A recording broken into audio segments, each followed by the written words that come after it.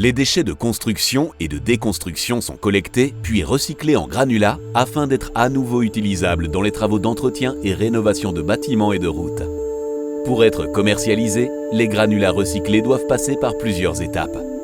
La production est encadrée par un système de management qualité-environnement qui atteste premièrement de leur conformité aux normes européennes produits, ce que l'on appelle le marquage CE2+, c'est le contrôle technique qualité, et deuxièmement, à la législation environnementale de la Wallonie, ce qu'on appelle la sortie du statut de déchet, c'est le contrôle environnemental. Les granulats font l'objet de prélèvements réguliers. Les analyses sont réalisées dans un laboratoire accrédité sur base d'un prélèvement effectué par un préleveur enregistré.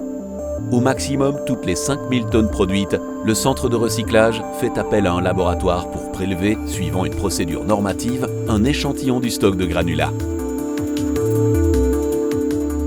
Les échantillons sont ensuite emmenés au labo et les tests peuvent commencer.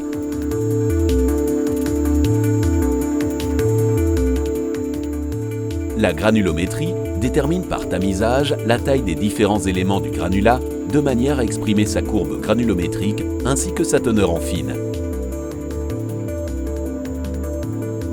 L'identification détermine la nature des composants du granulat de manière à le classer dans une des trois sortes, mixte, béton ou hydrocarboné.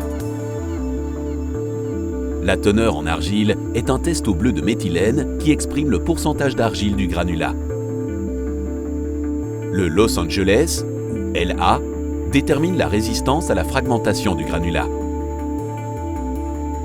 Le micro de Wahl, ou MDE, détermine la résistance à l'usure en présence d'eau du granulat. Le test gel-dégel détermine la gélivité du granulat suivant la méthode au sulfate de magnésium. Le test environnemental détermine par l'exhibition le caractère inerte du granulat. Les résultats obtenus permettent de réaliser une fiche technique produit qui est un des 3 documents nécessaires pour valoriser les granulats recyclés en chantier public. Cette fiche technique est un document daté, établi par le producteur, par lequel celui-ci s'engage au minimum sur la nature et les caractéristiques spécifiées par la norme 13242 au niveau du marquage CE des granulats. Il présente la synthèse de l'ensemble des résultats d'essais les plus récents pour toutes ces caractéristiques. Ensuite, le producteur doit effectuer la déclaration des performances, ou DOP, qui déclare l'ensemble des caractéristiques de la norme pour lesquelles des exigences sont définies dans les documents du marché.